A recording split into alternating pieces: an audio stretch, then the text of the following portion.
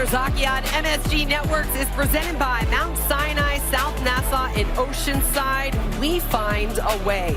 After years of dreaming and planning and the construction, opening weekend at UBS Arena is here, and the fans are fired up to cheer on the Islanders as they face John Tavares and the Toronto Maple Leafs on home ice. Hello, everyone, and welcome inside UBS Arena here at Belmont Park. I'm Shannon Hogan. Puck drop between the Islanders and the Maple Leafs is coming your way in moments right here on MSG+. Of course, this weekend has been a long celebration about the Islanders' new home, but they sure would like to pick up that first win in their new home, UBS Arena here at Belmont Park, and we are hoping it is tonight against their friend and foe, John Tavares and the Maple Leafs. To help set the table for Puck Drop, let's welcome in Brendan Burke and Butch Goring. We were hoping we were going to get a chance to set the table tonight. Thank you so much, Shannon. The 13-game road trip is over. The pomp and circumstance of the home opener is over. Now it's time to get down to business as usual for the Islanders, and tonight they're trying to snap a 5-game skid. Absolutely. There was a tremendous amount of excitement last night, energy, and obviously the brand new building. But the Islanders looked at the standings and they realized exactly where they are. They played a terrific game, could have come away with at least a tie. That didn't happen. Now it becomes a must to start winning hockey games, and no better team to start it against than John Tavares and his Maple Leafs. Well, the Islanders did not have their full lineup last night. They will not have it tonight as COVID continues to be a problem for the Islanders, but a change. Anthony Beauvillier's positive test from yesterday deemed a false positive. He will play tonight. Kiefer Bellows, who did play last night, is now on the COVID protocol list. So with all those changes, the Islanders were without 3 of their top 6 defensemen last night. Boy, Noah Dobson seemed to enjoy that elevated role. Boy, he saw an opening. He kicked the door wide open, went crashing through, and he played his best game as a pro, no doubt in my mind. I mean, he skated extremely well. He made good decisions. He played strong defense. You could see the second and the third efforts from him, and he just looked so much more relaxed, so much more confident. He was creating offensive opportunities. He had poise. He had patience. He got the puck towards the net, Brendan, and he skated extremely well, and this is one of his great assets. So when he plays like that, I'll tell you one thing, he shows everybody that he can play in this league, not only as a player, but as a dominant player. So I loved his game, the extra ice time, the availability of being able to play in key situations. He relished it. I hope he continues. Islanders didn't have their full lineup last night, but they brought that Islander tough brand of hockey, that forecheck, Butch, especially in the third period, was relentless. Yeah, they were awful. Not awful. They were awesome the way they forechecked, and that's what we expect from the Isles, is the ability to make good decisions at the blue line and then get in on the puck, win the one-on-one battles, Brendan, and hound the puck. Good pinching. Mayfield was very good on those areas there, but it was the second and the third effort, the tenacity with the Islanders game that was really relentless, and especially in the third period, they created so many opportunities, just simple hockey, just winning the battles, and I know it sounds a little repetitive, but it's exactly what it was. They just made good decisions, went to the net, and then Brock Nelson found a hole. So that's what the Islanders have to be each and every period tonight's game. They got to get back to Islander hockey. That kind of hockey is going to win them games. For the second straight night, they're facing a tough opponent, off to a great start. Toronto Maple Leafs, though, coming off a 2-0 loss last night at home to the Pittsburgh Penguins. They're led by their 5 stars. Not getting a lot of offense for everybody else, but those 5 stars have been as advertised. Well, when you pay guys a whole lot of money, Brendan, you expect a whole lot of results, and these guys have been performing for the Toronto Maple Leafs. I mean, just look at those stats. So you spent a lot of money to get those 5 guys in the lineup. So, and they're getting their money's worth. They may have lost last night, but they've still won 10 of their last 12 games. Tough test for the New York Islanders tonight as we get ready for the second ever game at Belmont Park, UBS Arena. It'll be Islanders and Leafs puck drop coming up next here on MSG+.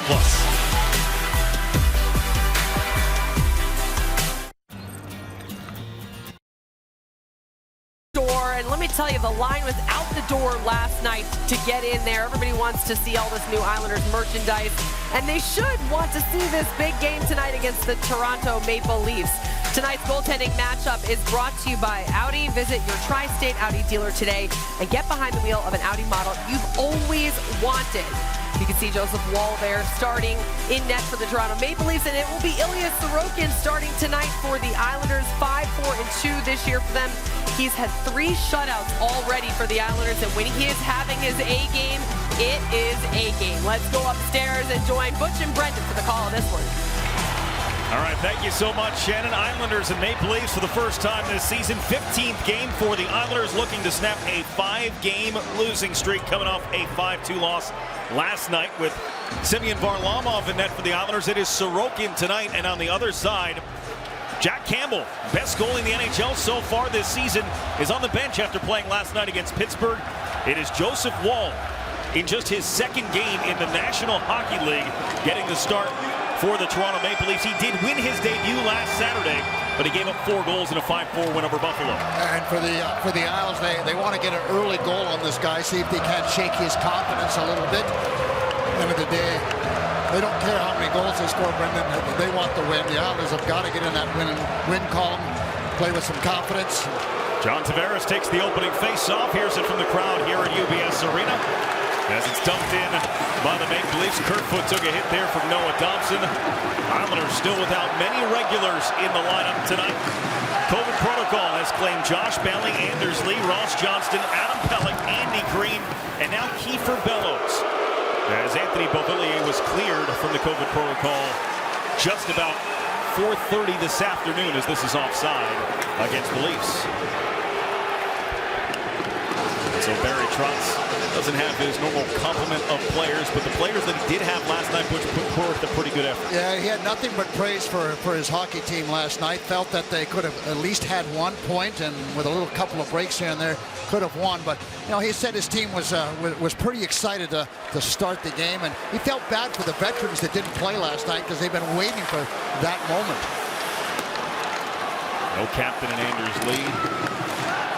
Longest tenured Islander and Josh Bailey, both unable to play last night in the first ever game here at UBS Arena. As Kyle Palmieri stripped to the puck. Mitch Marner turns back, trying to get away from J.G. Pajot. Doubles back and sends it over for T.J. Brody. Tapped in by Austin Matthews. Last year's Rocket Richard winner, off to another good start after missing the first few games of the year. As Pajot couldn't slip it past Brody. Brody stripped from behind by Pajot, who atoned for that. Matthews got to it. Down the boards for Mitch Marner. Sent out high for Brody. Brody to Riley. Morgan Riley with a shot that squirts across the crease. Mayfield to it, but Marner got there first.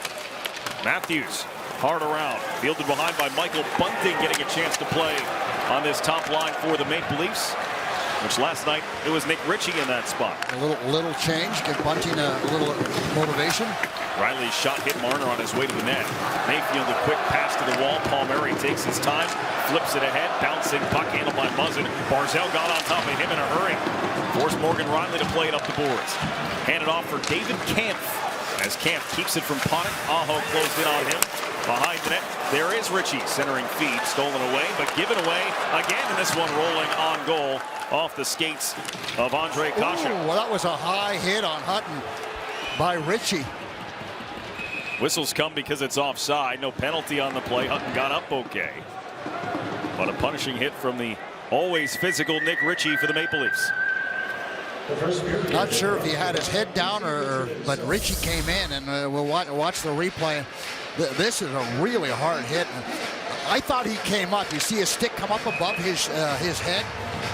Watch Ritchie comes up very high, and Hutton was dropping his head a little bit, but that was pretty close to a 5 in game for me.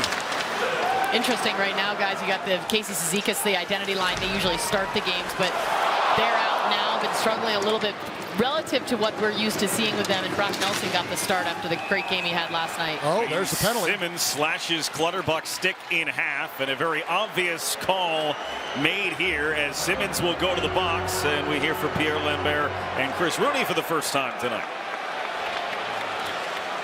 Interference or slashing? It's going to be 4 New York number 15, minor penalty holding. Toronto number 24, 2-minute slashing. 4-4. Clutterbuck for that grab with the right hand, and they get Simmons for the slash over the top. And so no power play for the Islanders. Yeah, he had the loose right hand, and close call there for Clutter. He was a little behind him, and that probably Clutter not thrilled to death with it, but I think a good call all in all. And there's Simmons going, well, hey, listen, you were bad too. It was interesting actually. The linesman was asking Barry Trotz what side he wanted a face-off on. He thought it was going to be a power play. And there was some confusion with the officials. They both put their arm up. Usually it's for the same call. It might have been for different calls on this particular instance. So lots of open ice for the smooth skating Noah Dobson. Comes in down the wall. Dobson had his skates taken out from underneath him. And now a power play, and it'll be of the 4-on-3 variety for 1 minute and 37 seconds. Glad to see Dobson has continued right on from his game last night. You and I were talking about him at the top of the show, how well he played.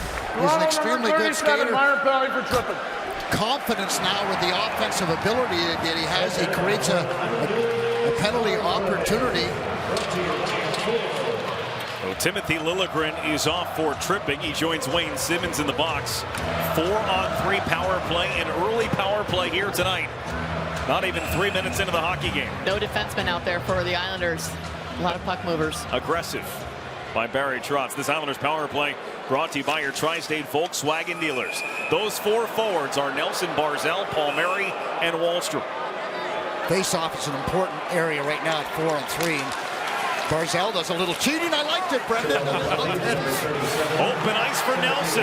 Steps and waits. Gets it back from Wahlstrom. Parked in front is Palmieri as Wahlstrom and Barzal work the top. Barzal over Wahlstrom. Didn't like the pass. We'll give it back. We'll try it again. Now the pass in the skates of Wahlstrom. Trying to dip away from Camp. The pass deflected. Barzal can't get to it. Here's a break for Camp as Wahlstrom hustling back. David Camp trying to power his way through. Wahlstrom trying to stop him without taking a penalty. Somebody's got to stay in the slot area, Brendan. They can't all just, it's 4-on-3. Slot area, but also that high guy. They didn't have the normal QB we see from the defenders. Oh, a little turnover there, but Hall gets away with it. Long pass ahead. Mitch Marner slipping in. Marner to the backhand, and he scores shorthanded. Islanders get aggressive with 4 forwards on the power play, and it bites him with a shorthanded goal for Mitch Marner. Barzal was in the area, but Marner went on a beautiful long-range pass. I believe that was by Muzzin. And oh my goodness, I mean, the Islanders get caught just down a little bit, and Marner with the good speed protects the puck, and Sorokin's not able to get across quick enough, and Marner does what he does best, scores goals. And look at that play, protecting the puck, and then in on the backhand. You also look at the way that Matt Barzal was positioned, and he's used to being the back checker, right? He funnels them to the outside, but there was nobody back there, no defenseman, as we mentioned, on the ice, so he wasn't in a good defensive posture. Tough on the power play, though. They're thinking offense. And a tough goal to give up. I mean, especially when you're trying to get on the board first, AJ, and get a little momentum. A lot of ice out there, too. That was a good opportunity. Still 4-on-3, still a power play for the Islanders. Now they have 2 defensemen out there, Salo and Dobson. Salo finds Dobson, ripped to the front, blocked by Brody, picked up by Dobson again. Fed to Robin Salo. Salo. Look at in front of the net. Parise's just tapping his stick. Salo pumps, can't get the shot away. Pajot, nothing there. Salo again, opens up the lane, and he shot it high. Brody's clearing attempt failed. Pajot looks off the pass to Salo, trying to spin away from Marner. It's about to turn to 5-on-4. Salo rips one, the rebound, stopped by Wall. Simmons and Clutterbuck both came out of the box. Parise had a chance on that puck just at the side of the net. Parise feels like he is due for a goal the way he's played last night tonight. 8 seconds left of the Islander power play. Chara holding on to it, tees it up, swallowed by Joseph Wall. Good play by Char to shoot the puck. I mean, Brock's in front. He's got to be able to get a stick on that. But Zach Parise, I mean, he just can't get a break. You can see him tapping a stick. He's wide open. He wants the puck, but not always easy to get it down there. There are people. Marner was in front. But good player in this area. And watch Salo here, too. A lot of passing up front and some good angles there. And what I liked about the way Salo, he took a fake at one point, shot, pumped, and then he created an angle for himself, made sure that puck didn't get blocked. Beauvillier into the front, tapped wide by Nelson. Well, the Islanders unsuccessful, to put it mildly, on the power play. They give up a shorthanded goal and trail 1-0. Mitch Marner from Jake Muzzin at 3:31. Last year, they never gave up a shorthanded goal, Brennan, and they've given up 3 this year. An unbelievable turn of events for the Islanders, who were so consistent, at least from that aspect. And the power play really continues to plague them. This one carried in by Andre Kasha, swung around the boards. Sandin gets there just ahead of Cal Clutterbuck. Islanders clear the zone, no icing here, though. Matt Martin lining up Sandin, and he finished the check. The former Leaf, Matt Martin, saw red as Sandin. There's a sitting duck in the corner. Good timing for that hit, too. Get this crowd back into it after giving up that shorthanded goal. William Nylander flipped to the front off the skate of Aho. Kerfoot on it in a hurry. Far side for Nylander. Now Tavares from a sharp angle, put it off the outside of the net. Clutterbuck helped it away from the goal. Cizikas will just chip it out of the zone. Islanders go for a change with everybody but Aho. Very quick pace out there. Still a lot of energy in the building. Islanders still on their toes like they displayed last night. Just another mistake, Brendan, and we were talking about that before the game. It's just the Islanders seem to make a mistake at the most critical time, and it paid dearly. Spezza finds a trailing Simmons. Wayne Simmons to the backhand. Sorokin stayed with it. Justin Hall. Now Simmons again. Simmons to the slot. Barzal there defensively. Knocked that puck up in the air and away from Spezza. Richard Panik kept it in the zone. Here's Barzal. Panik saved by Hall. Engvall with the clear on the pass that is dumped in by Spezza. Great pass by Barzal, but he was in a pretty good spot to shoot too. Mayfield was trying to get it to Palmieri, cutting towards the net, but it was blocked. And Liljegren, Sandin, tipped in by Bunting. Michael Bunting coming over from Arizona in the offseason, scored 10 goals in just 21 games last year. Already 4 in 19 to the Leafs this year. Matthews for Bunting, has Marner along with him. Bunting to the outside on Chara, keeping it away from the 6'9" defender for the Islanders. At the line, Riley snaps it behind the net. Matthews and his skates tangled up there with Dobson, and went down. Marner from way out, tipped just wide by Bunting. Morgan Riley smashed by Chara. Gives him a little extra on the way down to the ice.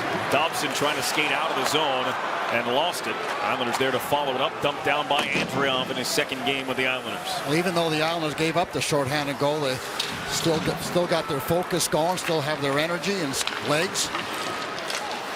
Similar feel to last night, where you basically just spot him a goal, even though you're not playing all that poorly. Yeah, absolutely. The Islanders went on such a run during that road trip of scoring first and playing with a lead. It's been a different story here the last few games, though. It just tells you how important that first goal is, Brendan. You get that first goal, you set the table for it, and then you put the other team back on their heels. Toronto Maple Leafs are 7-1 in their first 8 games in which they have scored first. Islanders have not won a game in which they have started down 1-0. Wallstrom harassing Muzzin, who's able to fight that off. Right back ahead for Anthony Beauvillier. Good heads-up play there by Sebastian Aho. Beauvillier kicks it deeper. Wallstrom coming over with a shoulder on Tavares. Mayfield waiting for this puck to get there. The shot was blocked by Nylander. Then came to the boards. Tavares smacks it ahead. Nylander couldn't reach it. It winds up wide of the net, so it is an icing call against the Maple Leafs.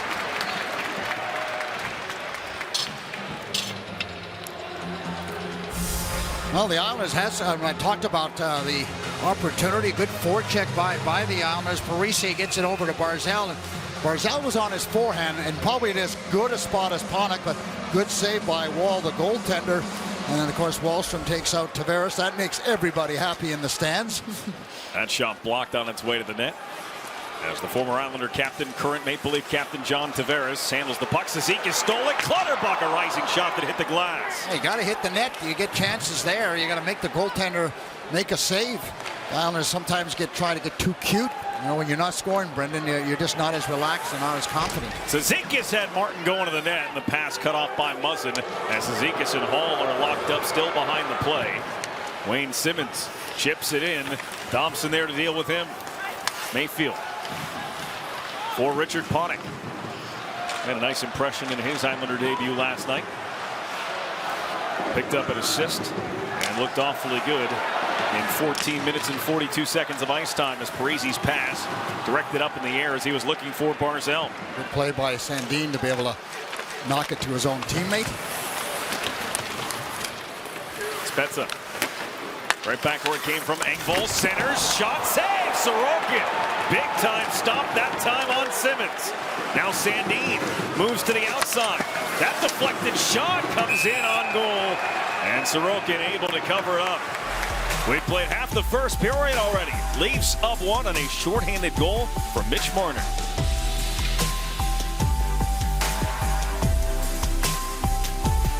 Trivia question: who are the 4 former #1 overall draft picks to play for both the Islanders and the Maple Leafs? All right, who are the 3 other? I know the other one already. I know. I can give you 2. Tune in to see tonight's Cadillac Trivia reveal and tweet your answer to #Cadillac Trivia. Well, let's take a look out front. Nice play out front by Engvall, and then what a save that was on Sorokin. A good aggressive save. Simmons had an excellent opportunity. Simmons is really good around the net. You remember him, Brendan, really from his Flyer days more than anything else, and been to a couple of different teams since those days. Yeah, he's been around Kings, Flyers, Predators, Devils, Sabres, now Maple Leafs. So it's still a tough customer, and loves that net front spot. Him and Anders Lee, both. And Simmons isn't as big as Anders Lee, I can assure you that. He is tough. Yes, he'll drop the mitts. Yes, he will. This one thrown wildly towards the goal, steered out by the stick of Sorokin, comes to Sandin at the line. Sandin plays it down. It skipped the stick of Marner. It was still there for Bunting. He got it in front for Marner. Tried to set up Matthews, and it was blocked. Marner, such great hockey sense. Marner cruising, pass in front, off of Bunting. Comes out high for Liljegren. A lot of movement in the Toronto 5-some out there. It makes it very difficult to check. Matthews set up Nylander. That shot glanced off of Paul Mary. Down on a knee in the slot. Got to finish your checks. That's the bottom line. If you circle away from them, they're going to continue to rotate and make it very difficult. Islanders trapped in their own end here as Nylander stripped of the puck by Andriov. Leafs in a change defensively. But that line had been out there for 1 minute and 15 seconds. No gas left in the tank for any of those 5. Yeah, they were looking for a change also. Riley hammers it around. Kerfoot steered towards the net. Tavares jockeying for it. Came to Nylander and swatted away. Riley's shot partially blocked by Wallstrom. Chara and Kerfoot engage in the corner. Kerfoot down a couple of different times. Nelson, who scored both Islander goals last night, remains the only Islander goal scorer here at UBS Arena. On the ice with Beauvillier and Wallstrom. Can't poke check by Chara. Nelson for Wallstrom. Beauvillier breaking. They let him skate into it. Beauvillier takes a look. Takes a shot. He just missed wide. Oh, another great opportunity. And again, trying to get too fine. And goaltender didn't even have to make a save. Camp from the outside. There was a rebound left by Sorokin. Grant Hutton in his 2nd NHL game. Stripped of the puck by Camp. In the skates of the 26-year-old Hutton. Beauvillier. Kasha and Ritchie on him. Camp. Separated from the puck by Aho. Sebastian Aho, another chance to clear, and this time he gets it to center, but just right at the red line. Muzzin turns it back in. Islanders unable to get off. Not a lot of experience on defense right now for the Islanders. That came out, and they do get the whistle as Justin Hall wasn't prepared for that puck to come to him. 7:09 left, opening period. Leafs by 1 here at Belmont.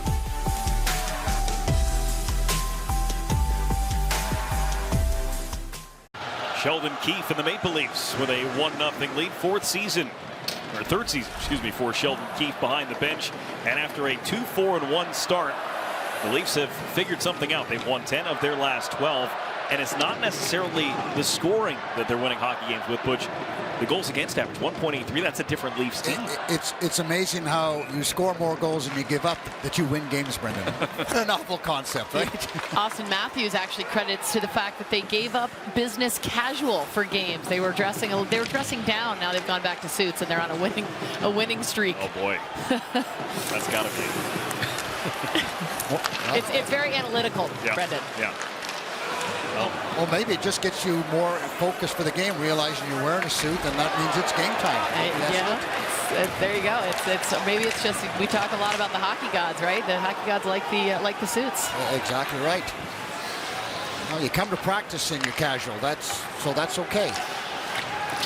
I do agree with you that there is something about that, and I know that there's a lot of talk about the dress code in the NHL this season, but there is something to be said about you come to work, dress for it. Here's Brody at the top. Riley out for Brody. The slap pass down low. They try to go one more across the slot for Marner. Chara was down on a knee to block it. Turned over again at center ice. The Leafs keep pressuring the Islanders. Great transition game, playing with a lot of speed. So that's why you just can't dump it out, because they're going to come back in at you hard. You've got to make a pass if you can to escape from your own zone. Austin Matthews for Martin. Across the ice, and it's Riley. Riley's pass stolen away by Zizekas. He's off with a burst of speed. End of a long shift, though, and he chips it in and just puts a little pressure on, so the Islanders can make a change with the other 4 players. Zizekas, though, wiped out in the corner and is just now getting out of the zone. As Tavares picks up the puck and cruises in over the Islander line. Tavares got around Salo. Nice recovery by the rookie. Using his stick as a weapon. You can just see how quick the Maple Leafs are trying to get back into the offensive zone, and so that puts the onus on on the forwards to get it in deep, but also the defense to get up on the play. Don't stand and watch in your own zone. Get up the ice and control your gap. Spun to the front by Palmieri off the skate of Justin Hall. Like that play. And look, right now the Islanders don't need a picture-perfect goal. Muzzin. Pajot tracking after him. Got the pass away to Alexander Kerfoot. Hole. Chipped into the corner. Kerfoot run off by Aho. Beauvillier's pass was into traffic. Palmieri had it smacked off his stick by Kampf. And this transitions down the ice for the Toronto goal line. Liljegren with a quick turn to get away from Beauvillier. Enough speed to get through Wallstrom, and he continues on down the boards. Great effort by Liljegren to get that puck just cruising down. Fought off a couple of checks. Sets up Kampf for a blast that hit Ritchie as he turned in front. Then Dobson blocked the shot for the wall from Sandin. Nelson trying to help it along. Islanders get it out of the zone and go for a change, and that's pretty much what it's been for the last few minutes, is get out and get a change. Well, for the Islanders, is they're not able to control the blue line out. Toronto's walking in like it's a practice session. They come up 4-on-3. Dobson the trailer with a shot. Save made by Wall. Beauvillier dances out, or excuse me, that's Panik that danced out from below the goal line. Heck of a move there. Chara, intentionally wide, was tipped by Panik as he went streaking across the slot. Dobson steps up, was clipped by Ritchie. The puck taken by Simmons. Simmons left it behind. Spezza stepped around Chara. A lot of experience on that interaction. Simmons steps and shoots that one just over top of the net. Chara keeps it away from the 38-year-old Jason Spezza in his 19th NHL season as Riley's shot hits the crest on the jersey of Ilya Sorokin. Just 3:16 on the clock here in the first. 1-0 Leafs.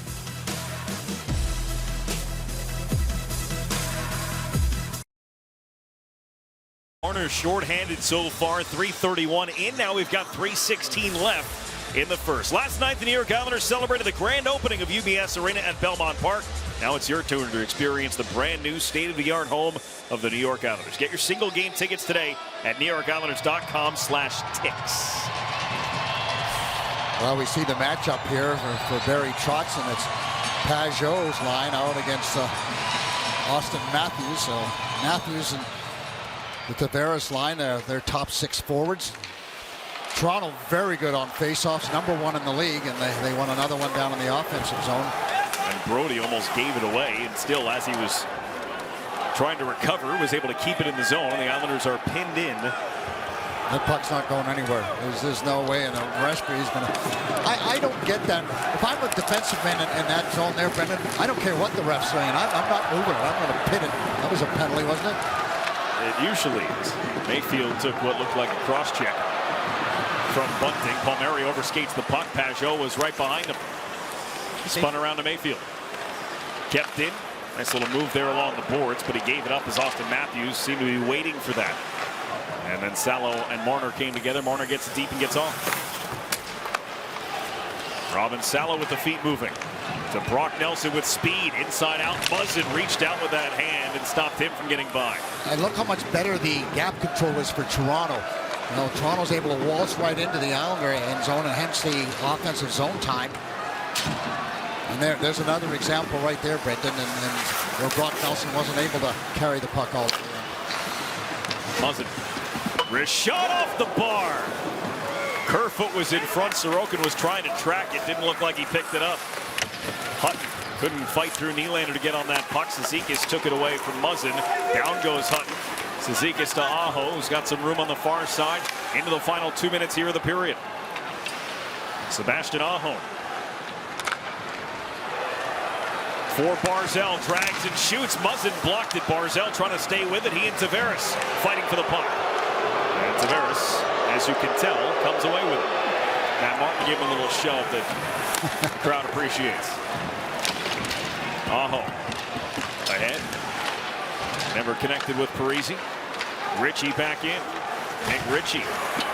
Then a shot from Matthews. Dropped down and smothered as Matt Martin comes right over and grabs Nick Ritchie, trying to get this stirred up. Yeah, the best way to slow the Maple Leafs down is to try and be a little more physical and act like you're a little angry, and I'm sure the Islanders are. But Matt Martin trying to do his thing, and then that can deter the pace of the game, no doubt about it. If you have to get your head up just a little quicker, it makes you think a little bit more. Muzzin with a bit of a screen shot all the way across. Sorokin a little deep in his net for me, Brendan, and you can just see look where Sorokin is. That puck is going to go in off the post and back into the corner. Got to be aggressive. Got to protect your crease area. Can't let the opposition back you up. Interesting to see Pajot back out there, double shifting a bit. He took that last defensive zone face-off with Panik and Clutterbuck. He wins another defensive draw here. Islanders trying to make sure that turns into a clear. It hasn't yet. Good pinch by Liljegren. Beauvillier ahead for Pajot. Lift the stick of Matthews. He's got Parise with him. Pajot to the net. His shot was altered by the back check of Austin Matthews. Yeah, he had to put it on his forehand. He didn't really want to go on his backhand. Parise was up in the area. Parise clears it off the glass. Pajot, Beauvillier on their way to the bench. 40 seconds to go in the period.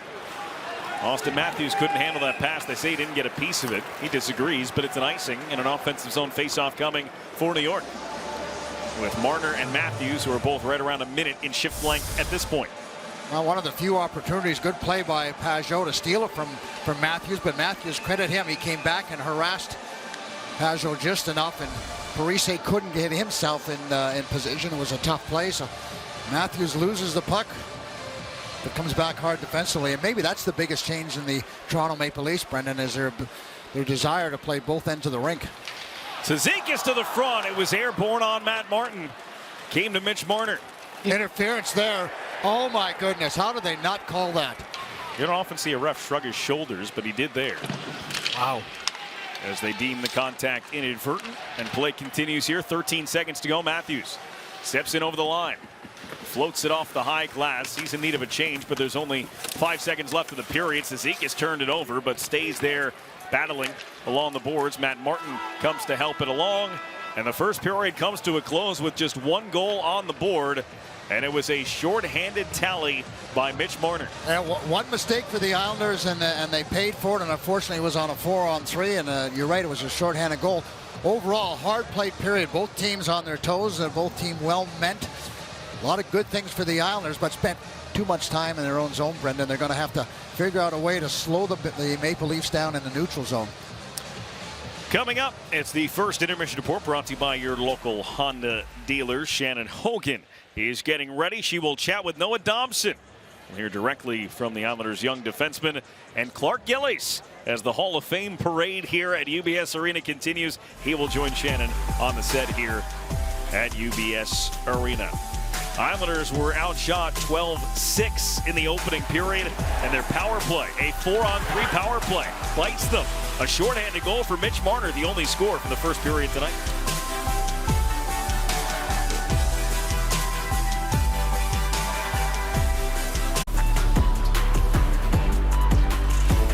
This is the Honda Intermission Report. 20 minutes of action here at UBS Arena, and the Islanders are trailing by a goal to the Toronto Maple Leafs. It has been so much fun celebrating the opening of this brand new Islanders home, and one of the many legends on the wall here, the Islanders Hall of Fame, Clark Gillies, power forward, also an all-around great guy, and he is joining us now on our MSG Network set. So I have to say, Clark, we've had a chance to catch up with some of your teammates. One of the things I love most about those plaques is everybody's hair is so different. You still have the great flow, though. I didn't mean that. I just meant I have some of it still left. the mustaches, everything. A lot has changed. I really don't like the way my teeth look. I look like George Washington's first set of false teeth. They look like wooden teeth. We might have to change. You have to tell ownership. John Ledecky was here yesterday, and he was saying if we had any changes we wanted to recommend. I think you probably are pretty high up on the priority list of people who can John make and I changes. get along. We might get something done. All right. I think it looks great for the record. Hey, what was it like for you yesterday, and did you have an opportunity to fully explore the arena? I did. I covered a lot of ground yesterday. How many miles?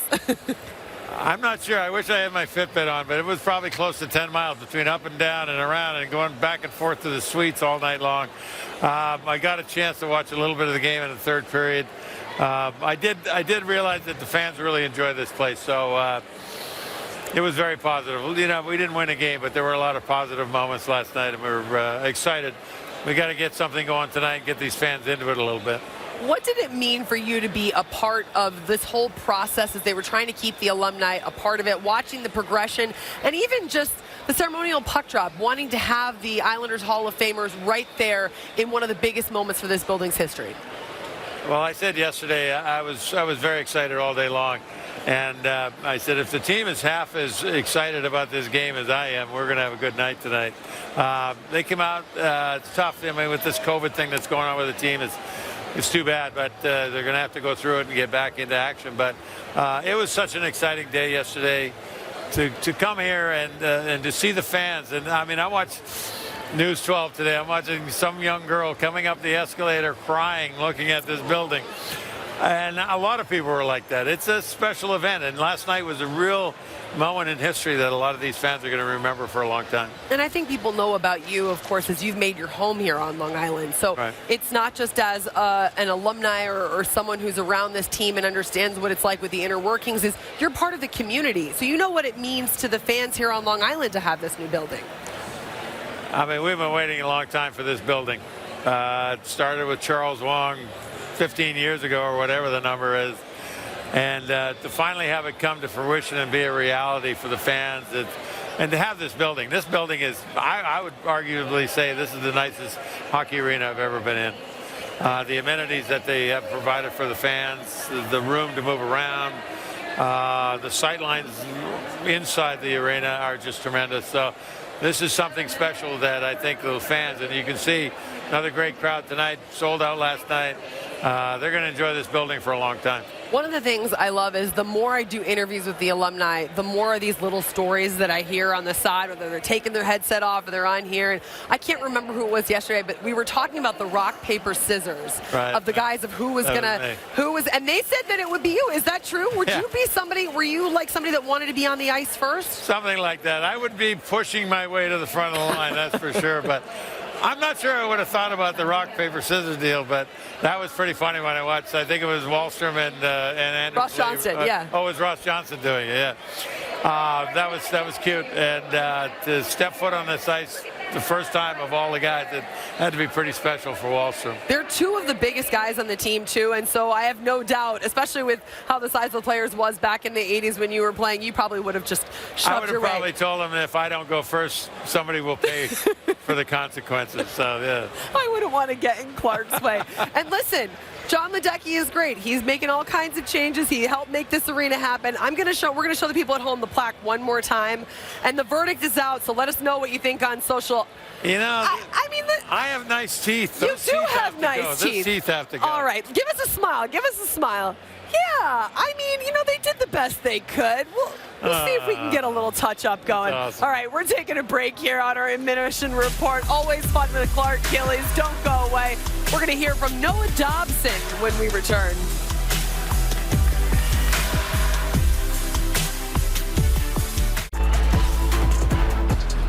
Thanks for watching the Honda Intermission Report, coming to you live from UBS Arena.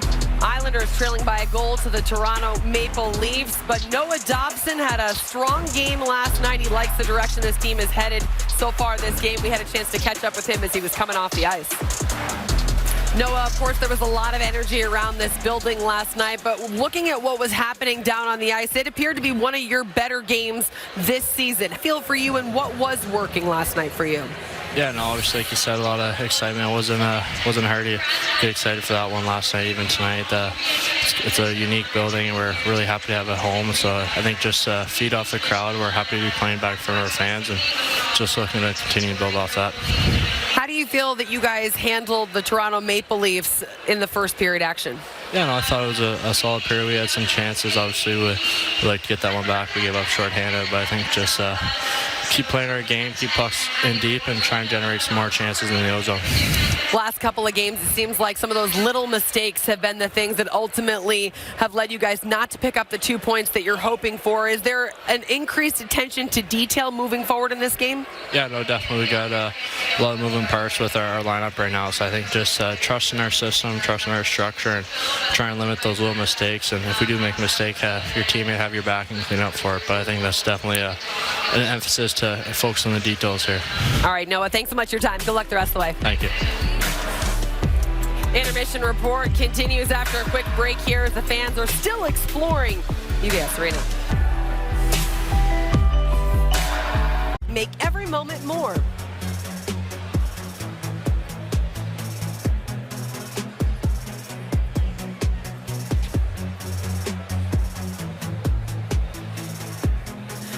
We're taking a quick break here on MSG Plus. We'll have puck drop for the second period action next.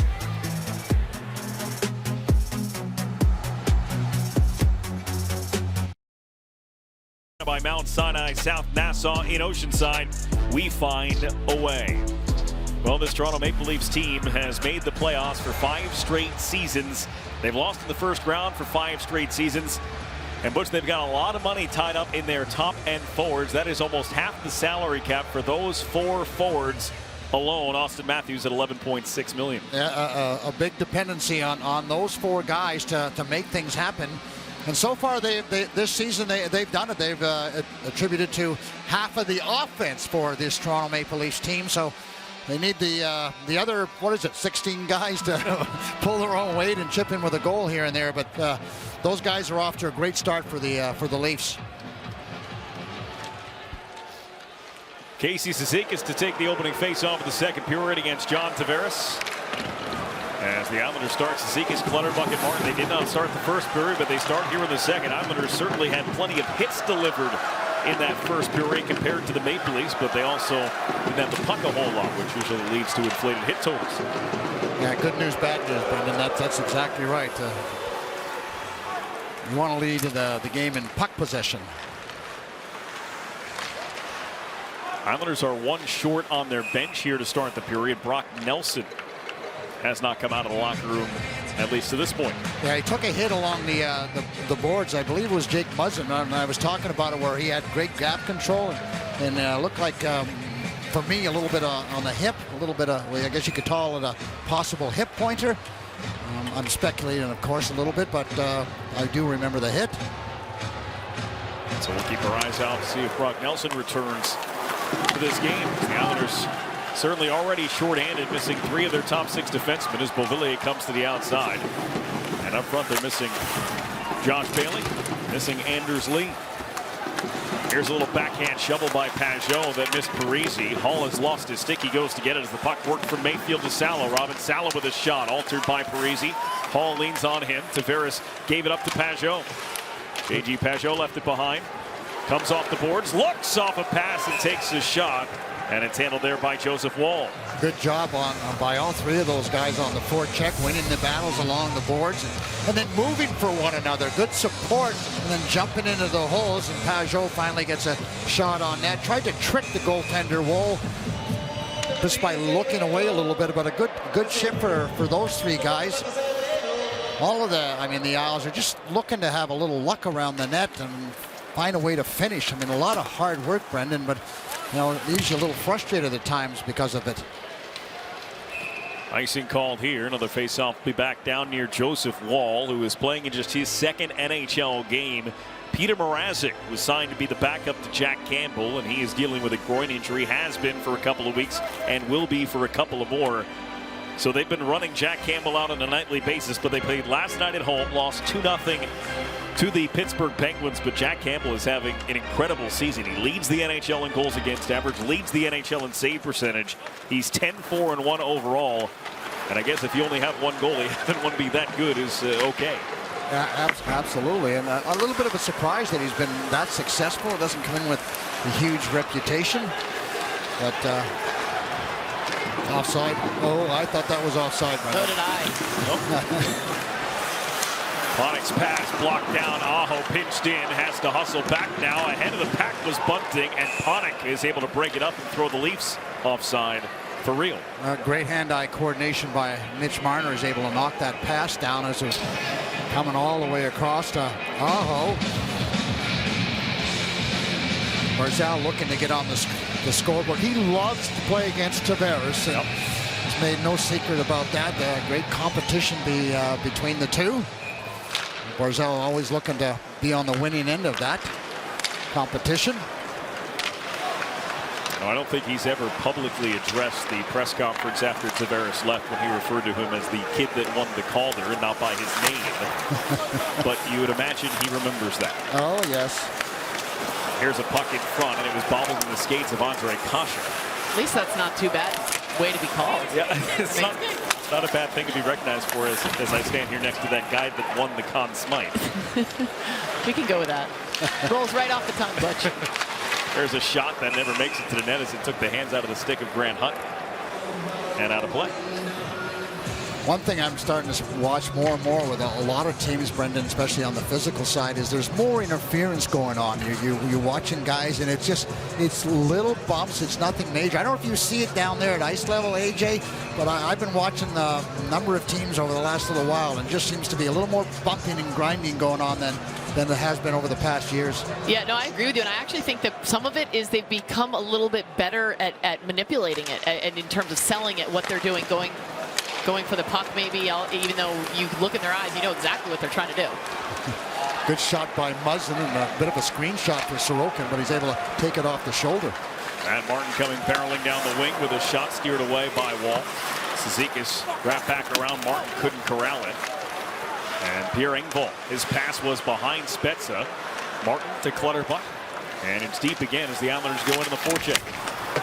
Muzzin took a look over his shoulder, saw Martin. Didn't quite see Cizikas. Islanders keep it in. Grab a change here while they can. Long change, second period. We're 3 minutes into it. Villiers chased his man out from behind the net. This one lobbed in front of the Islanders bench, but stays in play. Simmons' pass off the skate comes right to Dobson, who maneuvers back into Toronto territory. Wall took a long time back to net, then gave it away to Pajot. Spun behind for Parisi. Parisi tried to jam it to the front. It was blocked. It came through again into the skates of Tavares. Oh, this line continues to play really well. Spend time in the offensive zone, win their battles. They just need a goal to really take a little weight off their shoulders. Brock Nelson still here in the second as Parisi flips it past to Beauvillier. Surrounded by Leafs. Puck still in his skates. Game free. Parisi's backhand never made it to the net. Muzzin couldn't clear it. Worked down high for Grant Hunt with a shot gloved and held by Wall. High-performance hockey deserves cold brew to match. Where there's hockey, there's Dunkin'. Well, Grant Hunt, just his second NHL game. Got a shot after this from Wall. Wall just held on to it a little bit too long, and that's always a bad thing. You're supposed to go behind the net, Brendan, and set it up and get out of the way as quickly as possible. Grant Hunt went to the Andy Green School of getting to the National Hockey League, undrafted out of Miami, Ohio. Was a captain there, alternate captain for 2 years, a captain for his senior year. Winds up making his way at 26 years old to the NHL, made his debut last night. Icing called here in a face-off back near Ilya Sorokin. And I thought he played a pretty solid game, honestly. No major mistakes, and as long as you're not too noticeable, unless you had the game that Dobson had last night, then that's a good thing, especially when you're a rookie. You want to just kind of be as solid as you can be, and the more you play and the more games you get in under your system, the more confidence and the more you can put on display. Barzal tied up, face off one, kicked away by Sorokin on a bullet from Brody. Richard Panik fighting through center ice. Palmieri and Panik continue on. Palmieri dropped his stick, puck still in the neighborhood. Barzal can't lift the stick of Marner. Marner has Bunting with him as he crosses the Islander line. Flipped into the corner, Salo and Bunting come together. Barzal forced it. This one off a skate. Palmieri will skate into it. Palmieri over for Barzal. Turned over at the line. Scott Mayfield was having a little battle there behind the play with Bunting. Looked like he went in a little bit of a waltz. Here is Salem. Flipped in deep. Andriol putting the pressure on. Pass connects with Kasha, trying to sneak one through for Ritchie. He does. Nick Ritchie bumped by Chara. Kasha and Ritchie with Chara and Beauvillier all in close quarters. Kasha sprayed it to the front. Salo guided it away. Andriol couldn't clear it out of the zone. Dropped off for Kemp, and Sorokin was ready for it. Wahlstrom again couldn't get it out. Kasha with the keep in. Wahlstrom this time rumbling forward, works it into the neutral zone. Liljegren, Beauvillier, Liljegren again, and now it is Kasha. Stood up at the line by Andriol, but got the pass through for Ritchie. Now Kemp trying to go to the front, and that big boot of Chara got in the way. Liljegren for Sandin. Sandin angled on goal by Kasha. Sorokin made the stop. That was a positional save because it hit him and then he reacted. Great deflection by Kasha. Andriol couldn't come up with the puck, so it's Wayne Simmons with a shot. Patted away by Sorokin along the ice. Hall to the side of the net. Sorokin stretched out, didn't have to make a save as Simmons tried to fish it to the front. Some tired Islanders out there. Salo's been out for 2:20, and he won't be able to get off here. Yeah, neither defense got up. The shot goes wide. Every Islander on the ice has been out there for more than a minute and a half. Spezza.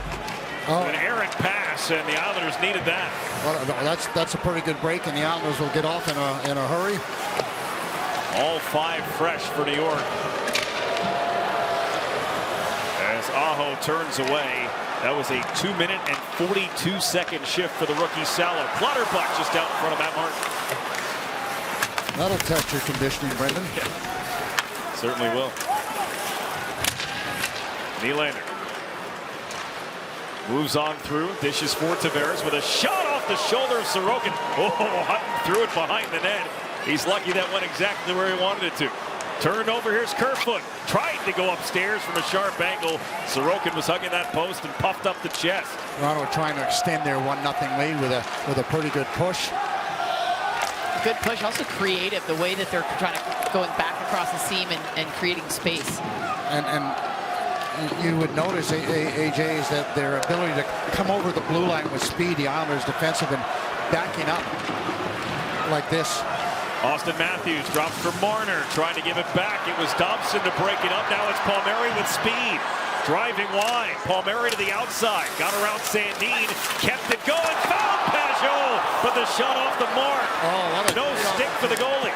What a great opportunity, and he just wasn't strong enough on his bottom hand. That's all that was. An open like a love wedge. Parisi shot rejected before it got on goal. Dobson circling the zone. Took it outside. Yeah, took it outside the zone, and it is offside. Stopping play. A second shy of 8 minutes gone. Second period. Both teams with pushes. Still 1-0 Leafs.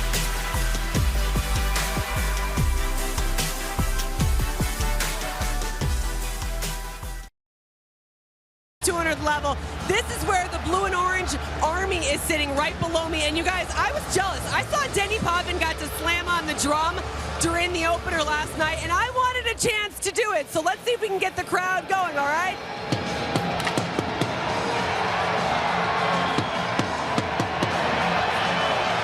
And I found out Bob Nystrom was here. He wanted to see if he could do it as well. Bob, come on, let me see if you can do it.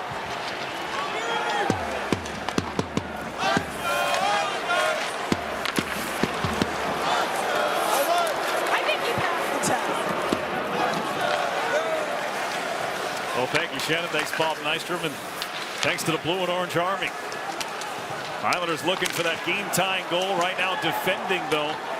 Second period shots, 8-3 in the Maple Leafs' favor. They're 20-9 right now in the hockey game.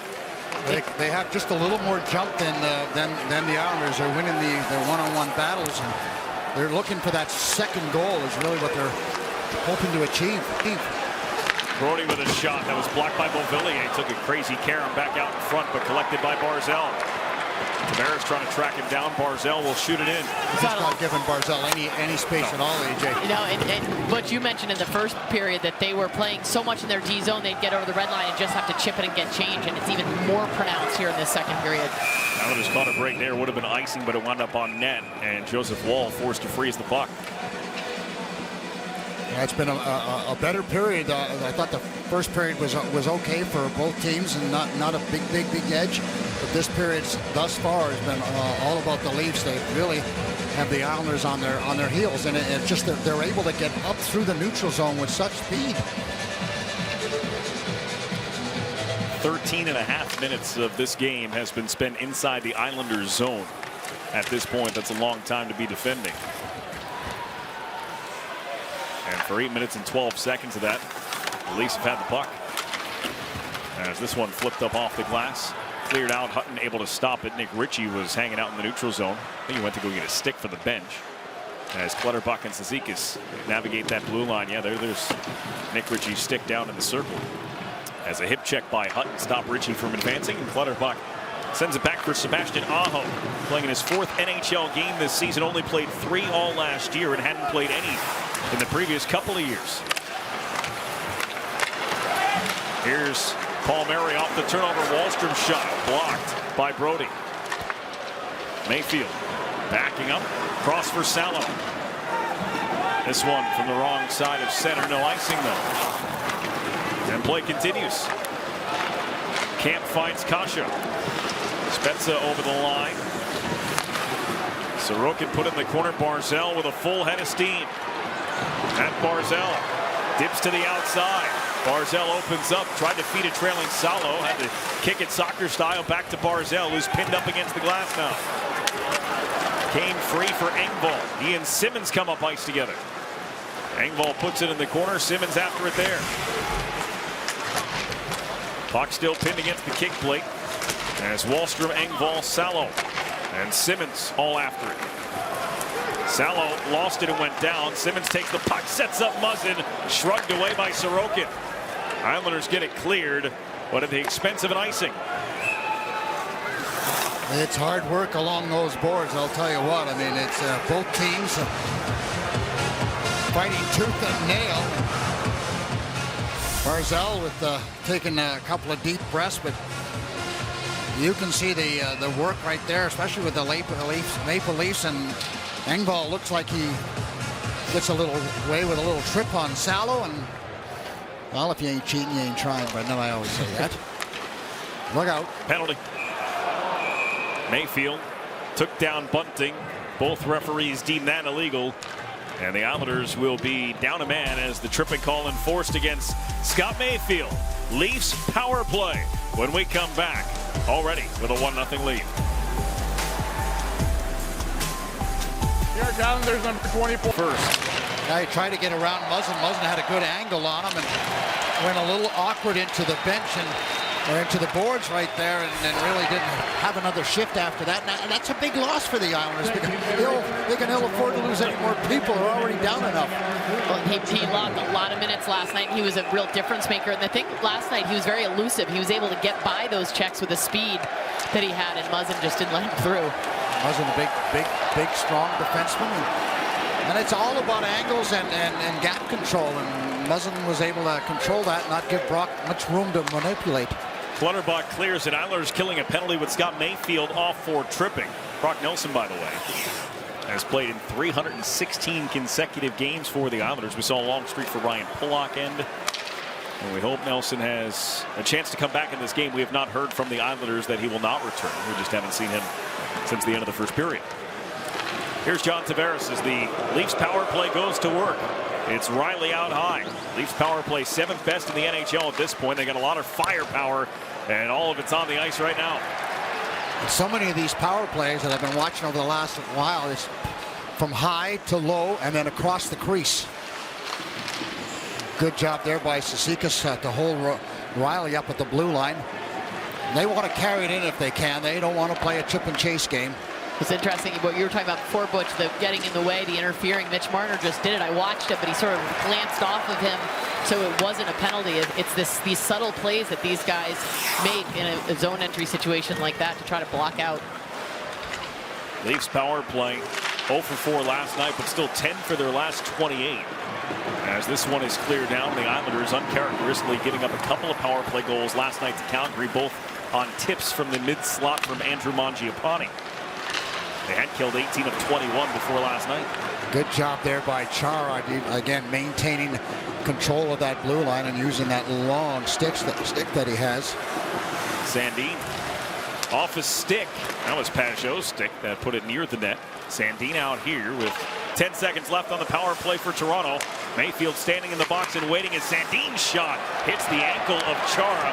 Ricochets all the way out of the zone, and then Pajot won a race against Spezza.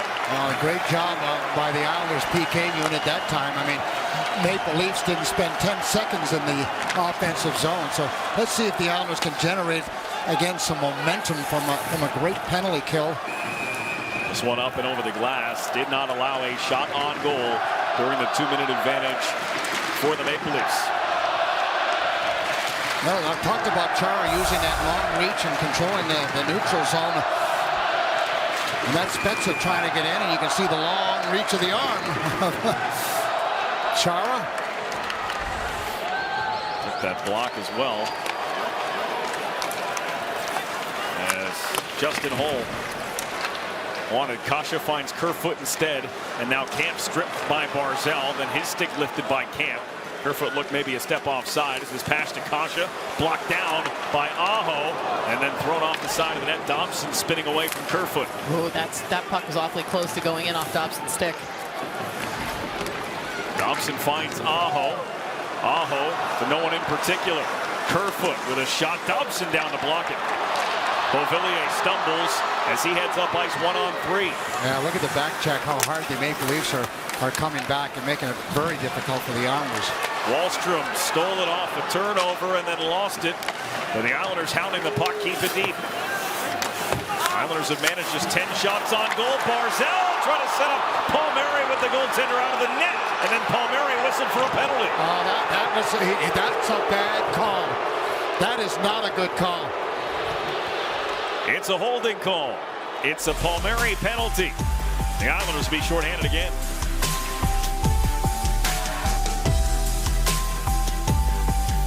Like the call, Barry Trotz called it a dive. I'm not sure it was that, but it didn't look like a penalty, Butch. It really wasn't. The referee wasn't in good enough position because if you watch Palmieri, he never really touches him. You know, the Maple Leaf player stumbles a little bit, and then Palmieri has a legitimate beat. Watch the right arm. There's not really a hold. It's just on his butt, and so it's not a typical, defensive maneuver. So. And for me, the referee wasn't in position. It should have been the other referee to make the call. He would have had a better look. Nylander steps and shoots. It's blocked by Chara. Second power play here in a short period of time for the Maple Leafs, who did not register a shot on their first try. This time they do, as Riley's shot is gloved and held by Sorokin. Had a chance to look at it pretty strongly and got that glove, flashed it up right away. Offensive zone time for the Maple Leafs this power play. And it's a clear look, and that stick was going to be too high anyway for, I believe it was Marner, wouldn't have call counted anyway. Watch Marner and Tavares down low. They're switching a lot, which makes it complicated for the Isles defensemen. But Chara and Mayfield doing a good job of tracking that. Important face-off win for Pajot against the #1 face-off team in the NHL as the goalie goes down as he clicked heels with Pajot. Now he turned right into Pajot, so he created his own problem. Mitch Marner, 4th in the league in points last year, one better than his line mate Austin Matthews. Here's Tavares, dropped off from Marner. Tavares throws the brakes on and blew a tire. But Parisi failed to clear. Islanders got fortunate there. Great defensive play by Austin Matthews. He was strong on the stick. Is there an offside, I guess? Offside. Just barely offside there. But keep an eye on the Maple Leaf. I was just talking about Tavares and Marner switching around, but all three of those guys, Matthews too, taking a look at him here, they're very fluid, very dynamic power play, which makes it a lot more difficult for these guys to track. They did an excellent job in the power play, the penalty kill they just had, in their movement and just clearing the puck, keeping it simple. I always say, you know, the less movement and the slower the puck movement, the easier kill is for the penalty killers. They don't have to think, they don't have to move. So 100% AJ is when there's a lot of movement and puck movement, it's difficult. Here Engvall will shoot it in. Spezza on the move. Noah Dobson. The Clutterbuck off the linesman. Would have been all the way down the ice. Those guys are in play. Nothing he could do. He was up on the boards. He tried to get his feet out of the way. He doesn't want to get hit by the puck. No, not at all. Oh, another nice break up by Clutterbuck. That's a penalty. That's Spezza, I believe. It's a tripping call as Zizekas would have been off to the races. Instead, and cut short the Leafs power play by 24 seconds. Spezza to the box, and the Islanders. Oh, look at the coach. Power play schedule coming up. He's not happy, but hey, you got a gift a couple of minutes ago, coach. Don't worry about it. Now the hockey gods even things out a little bit. Let's just see what happens in the. Oh yeah, see him hold his stick back. That's a good call by the ref. He dropped his stick right into the skate area and tried to do it inconspicuously. Coach, when you take a look at that again, you'll say, oh, you know what? That was a good call. So the penalties will overlap for 24 seconds. 4-on-4. The only goal in this game was scored 4-on-3. It was by the team that had 3 guys. Anthony Beauvillier up the boards for Salo. Salo, a little twist of the hips, knocked off balance by Austin Matthews. He stole the puck. Dobson trying to track him down. Matthews floats it over out of the reach of Marner as Salo got back to defend. Shows you just how strong he Matthews with a wraparound that went wide. Palmieri out of the box. The Islander power play begins now. This Islander power play is brought to you by your Tri-State Volkswagen dealers. Barzal turns it up ice. His pass was behind Beauvillier. Nobody was over there, but Barzal finishes check on Hall. Dobson gloves it down at the line. Thrown to the net, Beauvillier has it in his skates, twisting, turning. Barzal came in, bumped his man down, sets up Palmieri, and the save made by Wall, and the puck cleared. Wall's been good. He hasn't had a lot to do, but he's been very good. Islanders in the month of November are 1 for 19 on the power play, and they've allowed 3 shorthanded goals. Yeah, it's been miserable for them, and it's been a game changer. They've got 47 seconds left on this abbreviated power play. Kerfoot with the wheels to track this one down as Barzal hustles back. Well, one thing as a penalty killer, you want to try and outwork the power play if you can, and that's exactly what the Maple Leafs are trying to do, and they're doing a heck of a job on it. Islanders, Robin Salo was trying to get off the ice. Barzal didn't know that's what he was doing, and a sloppy change results in a turnover and has them a long way away from the Maple Leaf net. Maple Leafs are doing a terrific job on the PK. I mean, they're just basically outworking the Islanders right now. Wallstrom with a toe drag, and he couldn't pick up the rebound off the backboards. Aho over for Barzal. Final seconds on the power play. Behind his back to Aho. Aho return to Barzal. Spezza out of the box. The pass right through the crease with Spezza tangled up. That shot from Wallstrom blocked down. Not clear. Aho back to the net, deflected high. Fans are so much into it. They're just dying for a goal, Brendan. I mean, it's just, you can just hear their anticipation. Wallstrom over for Mayfield with a shot save. Rebound stuffing away is Panik, but it will not go. The pressure continues. Aho at the line. Wallstrom behind for Pajot. Panik parked in front. Now he'll have to go get it. Leafs are tired. They've been out there for a while. Brody's been out there for 2:08. Aho slaps a shot that's fought off by the blocker of Wall. Comes back to Aho. Has Mayfield. Takes the shot instead. Traffic in front. Deflected high. Mayfield from the half wall. Pajot gives it back to him. Mayfield risking a shot, and it tipped off the glass. Tracked down by Pajot. Aho to the net. Partially blocked. Kicks out for Pajot once more. Aho to Mayfield. From the bottom of the circle, Mayfield drifting, tried to force one in front, could not. Camp will take an icing at this point, and that's exactly what they will do. Tremendous pressure by the Islanders. Great shift, fans are on their feet. They're pulling for them, Brendan. They're on their side, and they're showing their appreciation for the hard work. And that's what it all comes down to, is how bad do you want it and how hard are you willing to go at it? Look who Barry Trotz puts out for this shift for these tired Maple Leafs, this fourth line. Work him down even more. Brody's been out for 2:17. Riley's been out for 2:13. Marner a minute 41. Kampf a minute 35. Spezza at 1:14. Marner wins the faceoff and gets it down the ice, though, and all of them are getting off. A good face-off win for the Maple Leafs, an important face-off win. They're able to make the change. Nylander moves away from Cizikas. Spins back, Clutterbuck comes over. Tavares will poke it back to safety and muzzle. Down in the last minute here. 35 seconds to go in the period. Robin Salo had that puck deflected to the paraphernalia of Jack Campbell on the Maple Leaf bench. Down to 28.8 to go, as this has been a good push for the Islanders and a decent period for the Leafs, which they controlled early, but they haven't been able to add to their lead. Not at all in the last 6 or 7 minutes that the Islanders have come on, but you would certainly give the 60-40 to the Leafs in this particular period. Plenty of opportunities, aided by a couple of power plays. Mayfield had that one go out of play as he was trying to spring Palmieri, and they will do it again, same face-off circuit. Game 2 of a 4-game homestand for the Islanders after their 13-game road trip to start the season. They've got the Rangers and the Penguins coming up, a couple of Metropolitan Division opponents that the Islanders have not seen yet.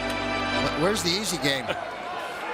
Well, in most cases, everybody thinks it's the Islanders when they play the Islanders because they've struggled so much lately. Missing half their lineup.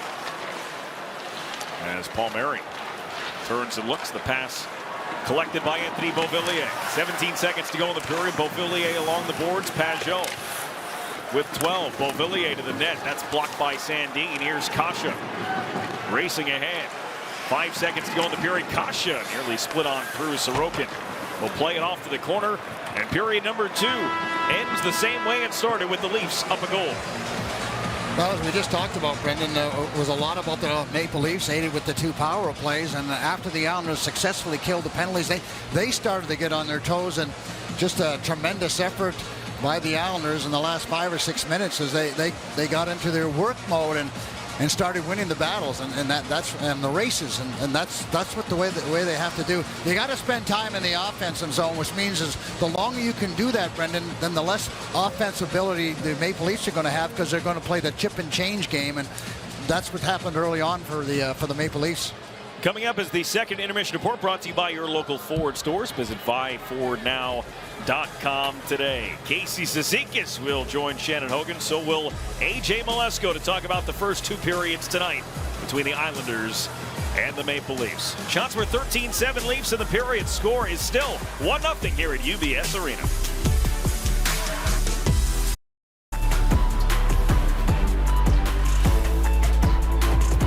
The Ford Intermission Report. We're coming to you live from UBS Arena. Islanders and Maple Leafs. So far, the Islanders trailing by a goal. We had an opportunity to catch up with Casey Cizikas just a couple moments ago.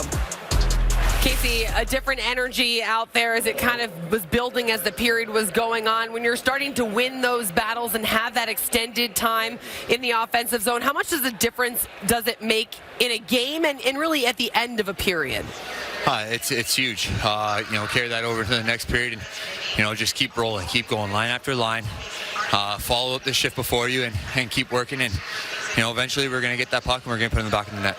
Sometimes special teams can be a benefit. Sometimes they can be a challenge for your team. But what is the key to using it as an emotional tool to push the team forward, whether you're on the PK or on the power play? It's getting the job done. From a killer standpoint, it's a 1-0 game. You go out there, you're doing whatever you can to get that penalty killed, and you're sacrificing everything. And our kill did a good job out there. Casey, I know you're one of the more emotional guys on the team, and you can definitely feel the fans in the building. How noticeable has it been when you guys have had a little push here and there so far against the Leafs? Hey, it's been awesome. Our fans are the greatest, and we feed off of them. We hear them out there, we hear them cheering, we hear them chanting, and it's big for the bench. And the more they do it, the more we feed off it, the more energy we have to go out there and battle and try and give them what they want. All right, Casey, thanks so much for your time. Looking forward to a good push in the third period. Good luck the rest of the way. Thanks, Shannon. Home at last. That is the cover of Newsday, and the fans were loving it, and they're really enjoying their new home as well as the New York Islanders. AJ Malesko joins us on the other side of this break.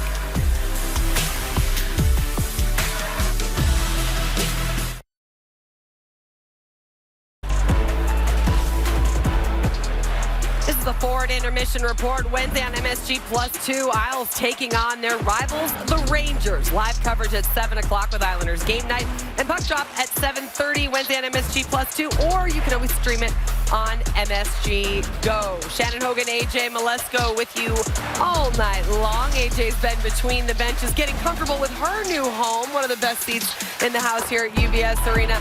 Islanders were trying to get things going as they're continuing looking to pick up a win. It's been a while since we've seen one of those, and this team desperately wants that first one here in this building. What have you thought of the game so far? The Islanders are playing hard. They're playing fierce. They're physical. The speed of the game is fantastic.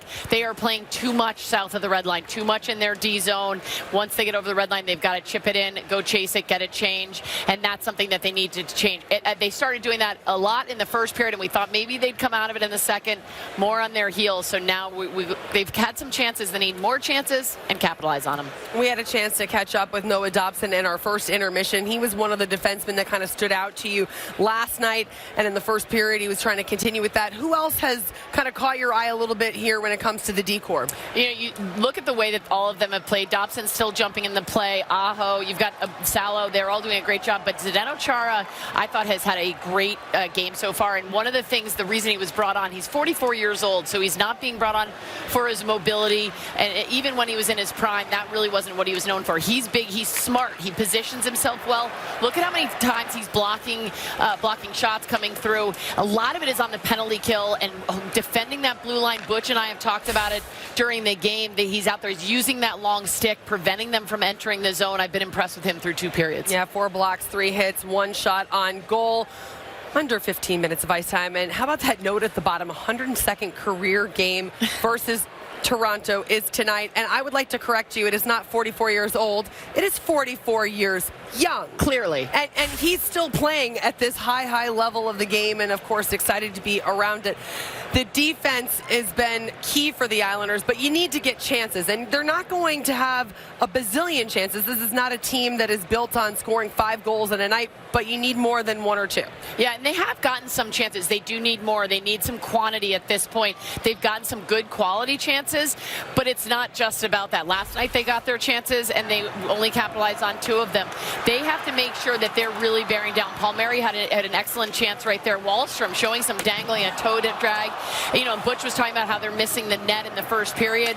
I'd like to know if Butch is the kind of coach that would make his team do push-ups if they miss the net, because I do think they've got to go for the corners. They've got to be able to do that. But there has been some creativity.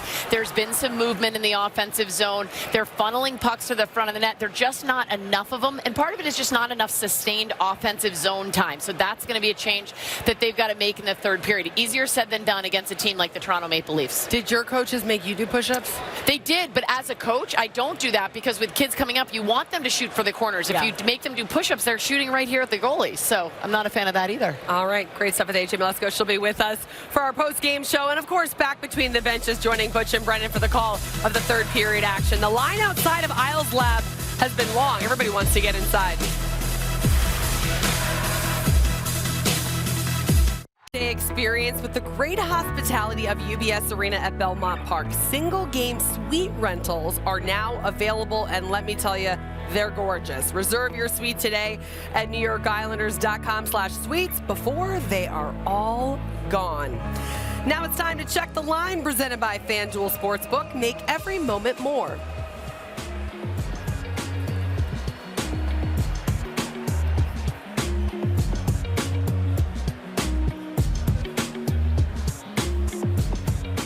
Let's take a look at the Hyundai scoring summary. Islanders have played 40 minutes of hockey. The score does not reflect what they would like, but there's still some time to play. The Leafs significantly outshooting the Islanders 25-13. Neither team having any luck on the power play despite having several chances. Islanders hoping to make a difference in the third. We're going to have puck drop in the third period coming right next. Love the Isles Fanatics.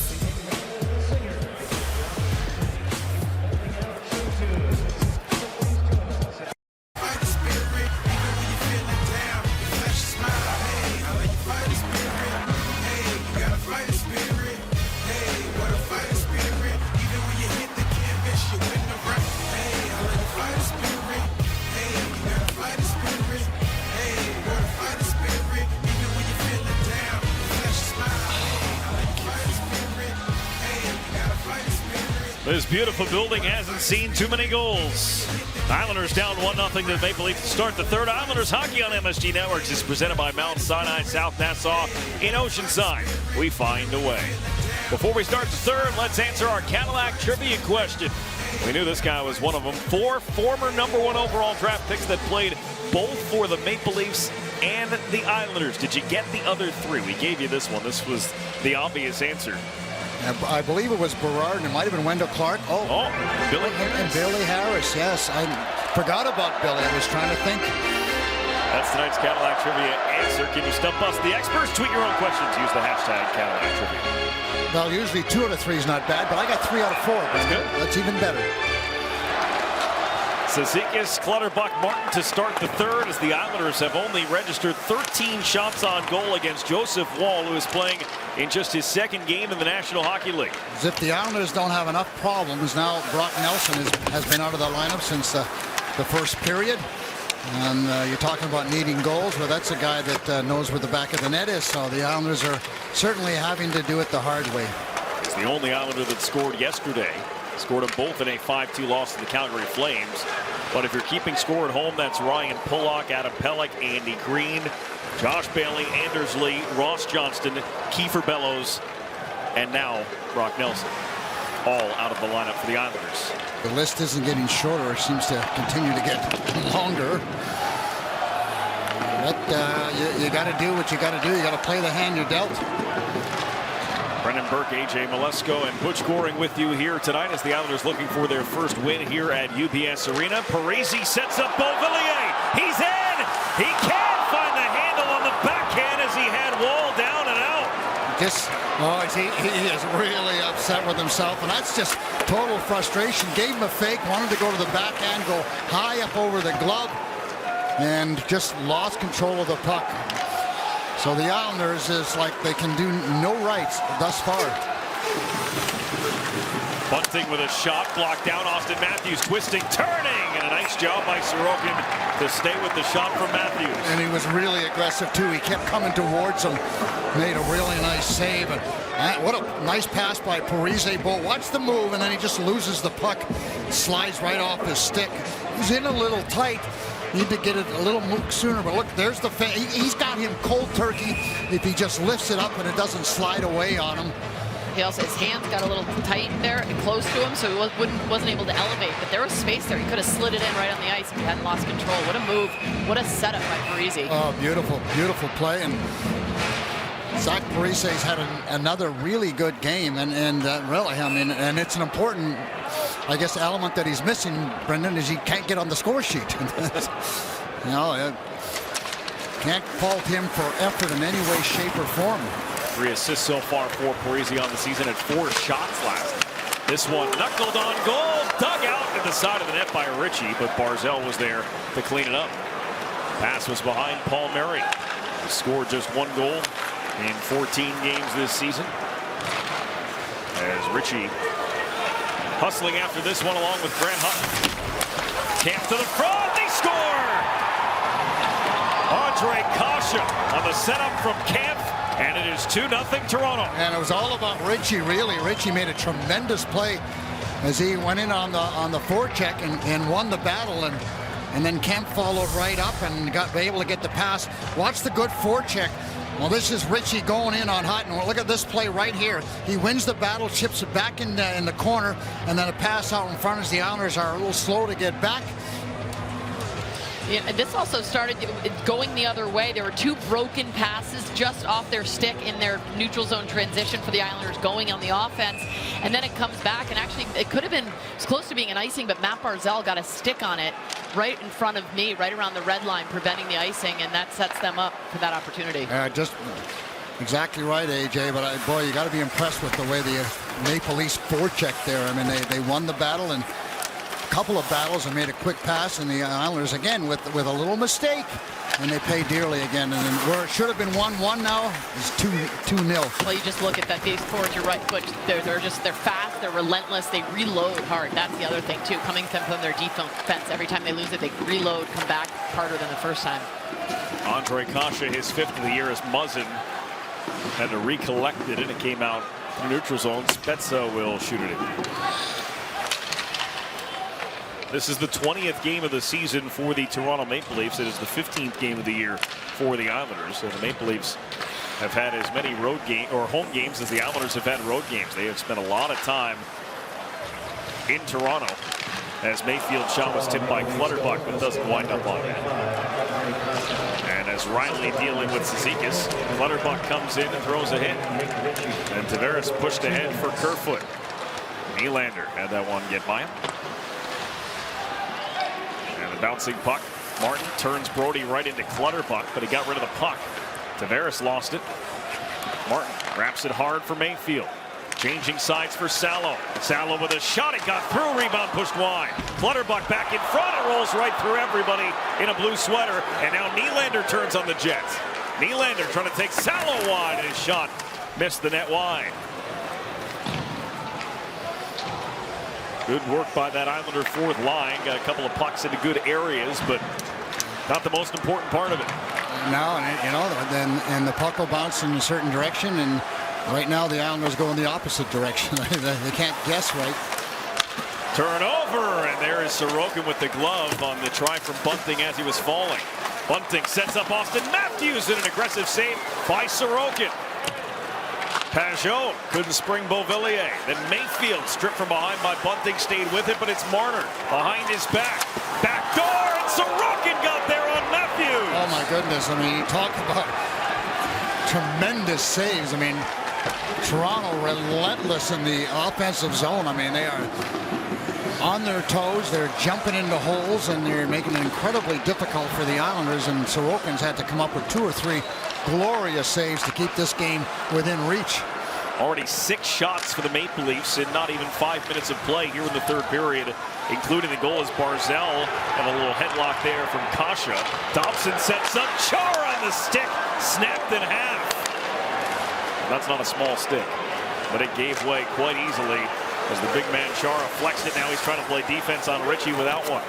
I don't think there is, maybe 2 guys can give him a stick and they can put them together. I don't think anybody else can. I could have used that stick, yeah. Brendan. He broke it in half, and it still would have been good enough for me, AJ. It was right in front of me. I was thinking the same thing, Butch. It looked perfect. Maybe the curve is a little bigger than what you're used to, though.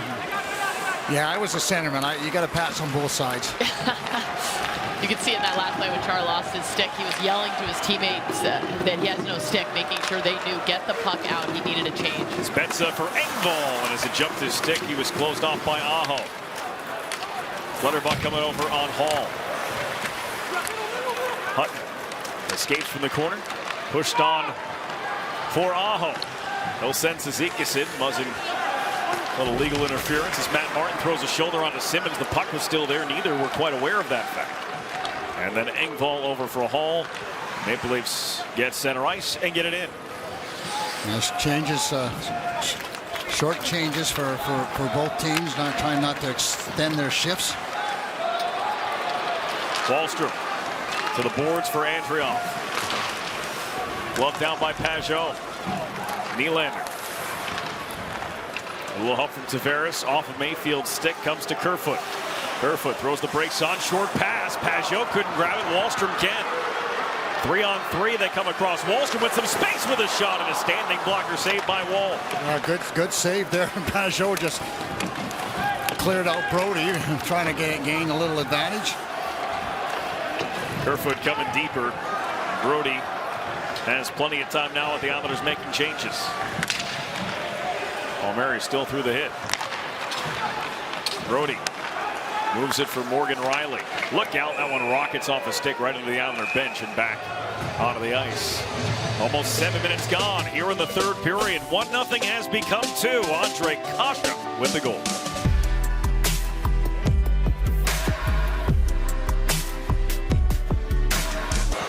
Leafs by 2 here in the third. Now it's time for the live odds presented by FanDuel Sportsbook. Make every moment more.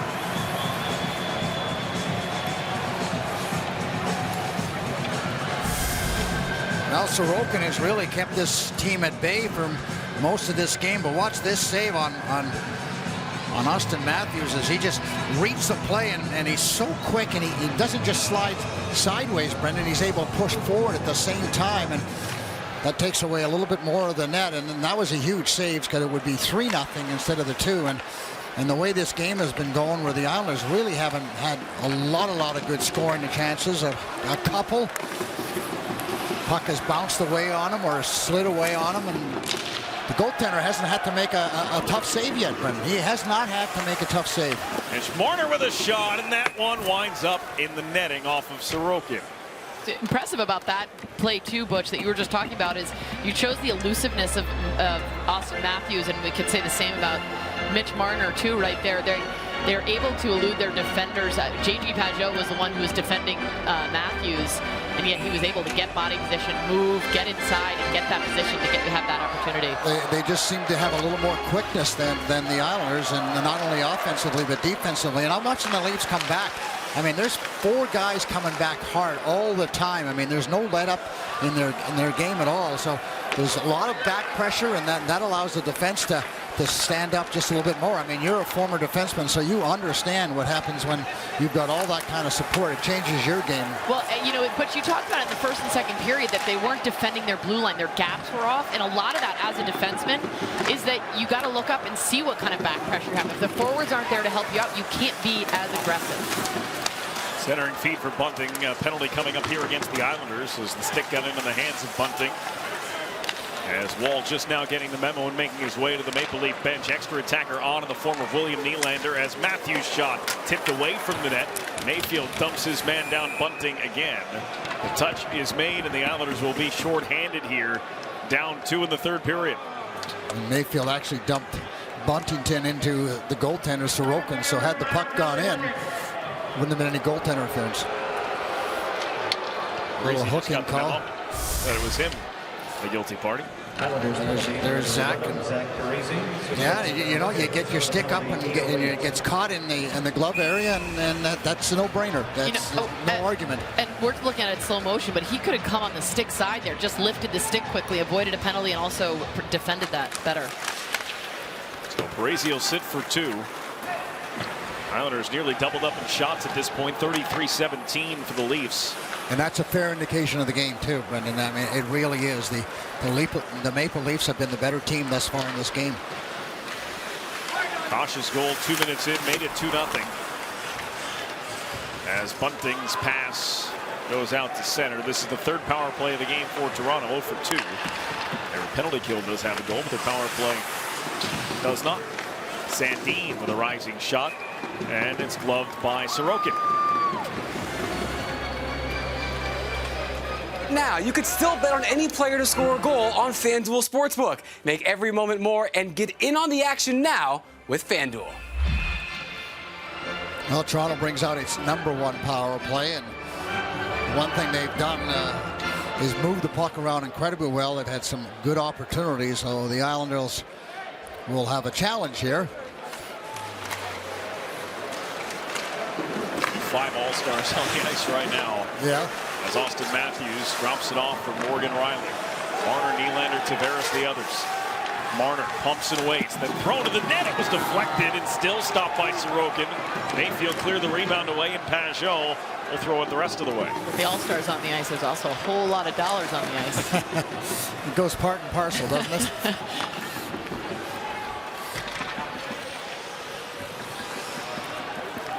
Got through the first minute, Brendan. Leafs aren't making any changes on their way back up ice as Marner will carry in with a pass for Tavares. Tavares with a shot, and that one glanced off of Sorokin and winds up in the netting. Tavares never afraid to shoot the puck at the net, and with a tremendous wrist shot and generally very, very accurate. Well, you got some great shooters on that fivesome out there. Marner really the brains of the group, and Nylander and Austin Matthews also shoot the puck very well. Matthews, the Rocket Richard Trophy winner last year, so you know he can score. Yeah, Austin Matthews, 41 goals last year, and don't forget, it was a 56-game schedule. He scored 41 in 52. Yeah, he a fabulous year. Of everything he shot went into the net. Marner for Nylander. Down into the corner for Matthews. 20 seconds left on the Parise penalty. John Tavares plays it down now for Nylander, and immediately accosted by Palmieri and Pajot, and a penalty called as Palmieri was tripped. And that will officially end the Islander kill. 9 seconds shy of its full length. Toronto number 88, minor penalty tripping. And that was a really good job in that slot area as Nylander was trying to get it over to Matthews, who had it all teed up, and the Islanders collapsed in a hurry, and that was Palmieri along with Pajot. So real good defensive plays. You can see them fighting, and there's the trip by Nylander, and he had no discussion with the referee. He just went right to the penalty box. Some guys think it's a bad call. Apparently Nylander thought it was a good call. Well, this is the opportunity for the Islanders to get back in the hockey game. They've got half a period to play. They've got 9 seconds before the power play begins. It's 4-on-4 until then. I would suggest that this is a must go for the Islanders on this power play, because they haven't had a whole lot of chances 5-on-5. And they need to find a way to score a goal on this power play. And we've talked about how desperate it's been. Pajot, Dobson, Wahlstrom, Panik, and Palmieri. The power play unit. Islanders in desperate need. It comes off the boards and back towards the crease. Wall swept it away. Wahlstrom taken down, trying to go to the goal from his knees. Kept it for a moment, but Muzzin cleared it out. Now Camp sends it ahead. Kasha saved by Sorokin. A real good save. He isolated him one-on-one. Islanders can't get the puck back, though. It's Camp again. A little toe drag. Dropped off in the slot. The Islanders will come ahead. Dobson a little slow to get back to his feet after that collision, but is staying on the ice instead of heading to the bench. Panik. Wahlstrom can't keep it. Kerfoot harassed by Parise right in front of the Toronto bench, and it's forced back to Thompson. Islanders making changes here. 50 seconds left on the Nylander penalty. The Bluebirds are out, Brendan, and you can hardly blame them. They just desperately want something good from the Islanders, and well, it's been a tough road so far for them. Clutterbuck getting some power play time here. And Sala will chase this one off. Thus far, 0 time in the offensive zone. Maple Leafs are on a lot of rhythm. And finally the Islanders are going to get it back in the zone for a bit. Really good pressure by the Maple Leafs, and there's a 2-on-1 with Barzal. Is the only one back. Engvall across for Camp, and the pass forced him to turn around. They set up Liljegren, and the save by Sorokin. Beauvillier all the way over for Parise. Power play is over for New York. Here's Clutterbuck with a chance, and the shot blocked down by Liljegren and covered by Joseph Woll. Islanders can't capitalize on the power play. Still down 2 inside 8 to play.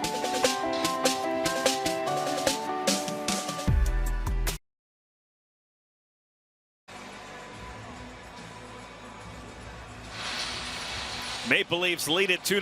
7:53 on the clock. Time now for our 4-goal replay. Mitch Marner. Sometimes the turning point is early. Butch, this was shorthanded 3:31 into the first period. Yeah, great pass by Muzzin, and what a great move by Marner there, though. He protects the puck. Watch him lean in a little bit, make sure you can't get to him, and then a real good backhand over the outstretched leg and arm of Sorokin. And Islanders looking to score the first goal, instead dig themselves a hole early in the game. I like watching how he opened up his hips there. How are you with that, Butch? Back in the day, it feels like a new thing for these guys. That wasn't a move I had in my game.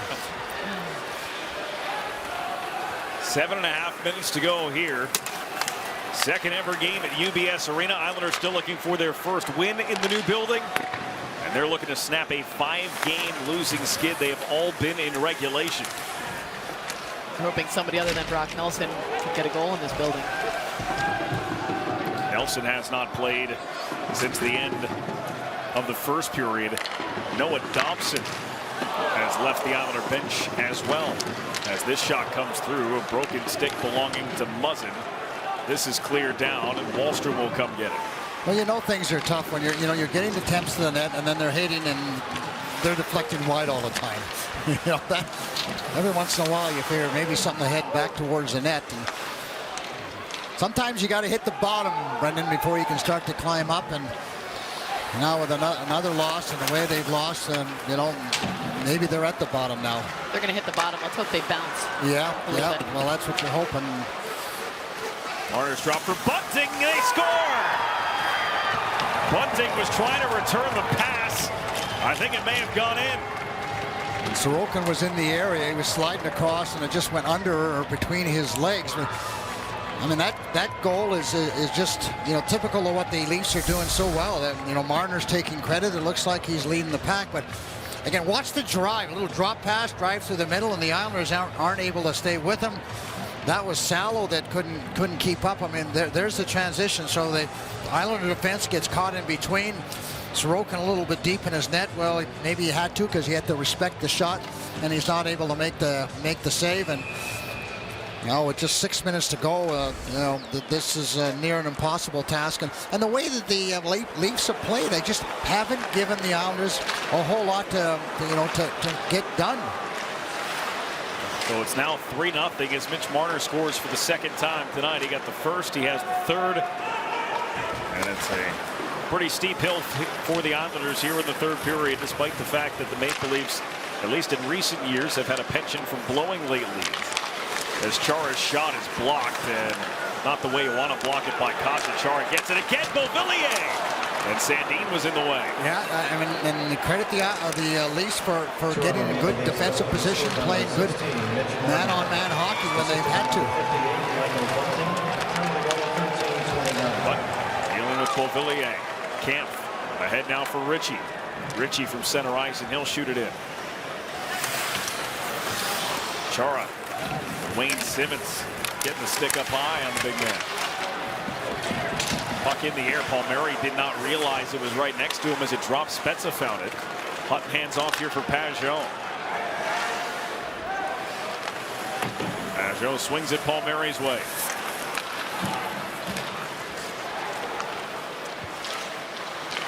And Pajot able to keep it in the zone momentarily.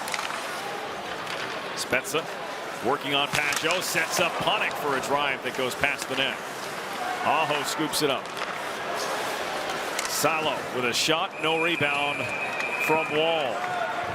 4:56. All that's left is Wall working on his first shutout in the National Hockey League.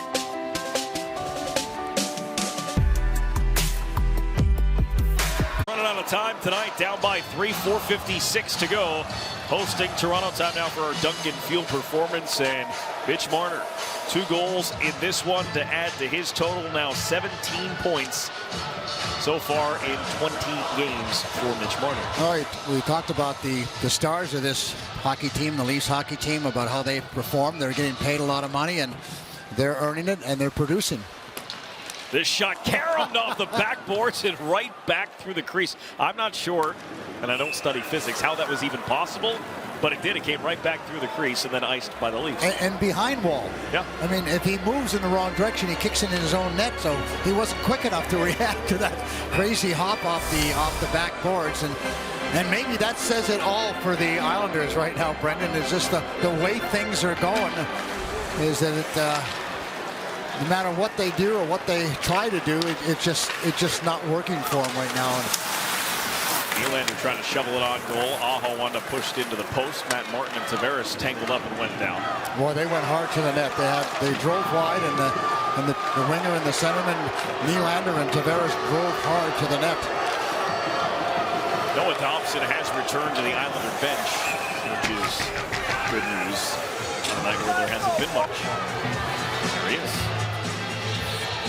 Well, that's important. The Islanders, are already very much shorthanded and cannot afford to lose anyone else. In fact, they need people to come back. They need to get their regulars back into the lineup, and not that the guys that they've called up or whatever. But it certainly doesn't help your opportunity or your chances to win when you start with a certain team from training camp, and those are your best players. Islanders will have a few days here and wonder who could possibly return, although there was so much uncertainty involving the guys on COVID protocol. The Islanders don't play again until Wednesday when they take on the New York Rangers, as Simmons passed backdoor for Engvall, and he couldn't get good wood on it. About 2 inches too far ahead of him, and he's a big kid with a long reach. Liljegren snaps it down for Sandin. Islanders losing Nelson in the first period of this game means some elevated ice time, especially at the center ice position. And J.G. Pageau has gotten a whole lot of it for the New York Islanders here tonight. Pageau up near 21 minutes of ice time in this game. Yeah, and it's been his best game, honestly. He's really been on his toes. A second effort, he's been aggressive along the boards. He's been good on faceoffs, and so his concentration and everything else, all his elements have been very, very solid. Zdeno Chara. A nice turn around the back of the net and puts it out to some open ice at center. Pushed back by Brody for Kampf.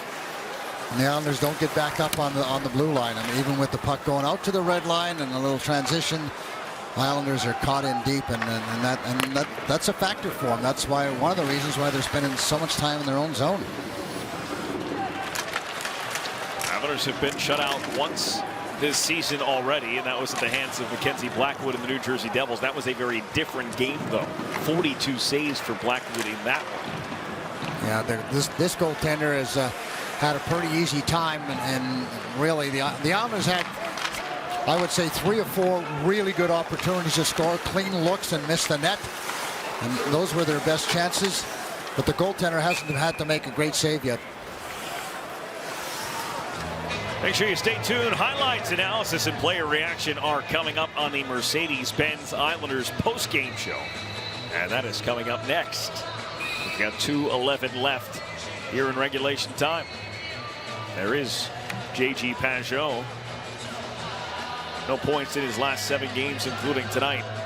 And as you mentioned, Butch, he's been very involved, and as we've talked about, some of it by necessity because of the injury to Brock Nelson early on in this game. They're down to 3 centermen quite quickly. Casey Cizikas angles up, comes free. Justin Hall floats this one down the ice. Salo and Mayfield playing catch. That pass on the wrong side of Clutterbuck, and it turns into an icing. Well, the Islanders trying to make up some ground here in terms of the standings. Obviously, tonight doesn't look like it's going to happen, but when you're in a stretch that started last night of 15 games out of the next 21 here at this brand new, beautiful building, Barry Trotz said some interesting things. He said these are more like neutral site games to start. It doesn't feel like home yet. They've only practiced on it once. They've played on it now twice. They'll get more comfortable, more familiar. As Clutterbuck shoves Kerfoot down before the puck is actually dropped. Well, I agree with him, but the visiting team has no more comfort zone in it than the Islanders, and yes, they'll get more and more comfortable with it, but they've got to find ways to win the some hockey games because it doesn't happen pretty soon, Brendan. They're going to end up 20 points out of a playoff spot, and I don't care how good you are. That's a tough road to hoe. So yes, there's no doubt they're playing harder and with more energy and enthusiasm. But you got to score goals, and against almost somewhat of a rookie goaltender, they're not even making this guy really work for what appears to be a shutout. He's made 19 saves. Sorokin has made 37. Final minute of the third. Palmieri across the line. Aho charging. The drop was intended for Barzell. Going to force Barzal to stop in his tracks. Now it's Chara. Fires, and it's blocked by Kerfoot. Now Panik. Behind Aho. 40 seconds left. Comes around, and it's Chara. Changing sides of the ice. Aho to the net with Palmieri and Riley jockeying there. It's covered up by Joseph Woll.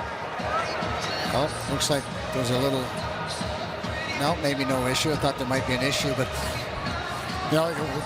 witness a little offensive display by the Islanders, but at the end of the day, they're just like the puck's not going in for them. When they get a shot on net and the goaltender finds a way to see it, to stop it, or the defense does a good job of clearing the guys out. And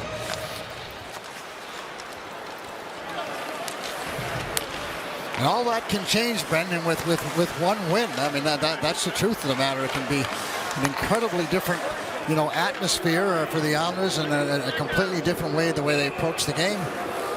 But for now, it's an uphill climb every step of the way.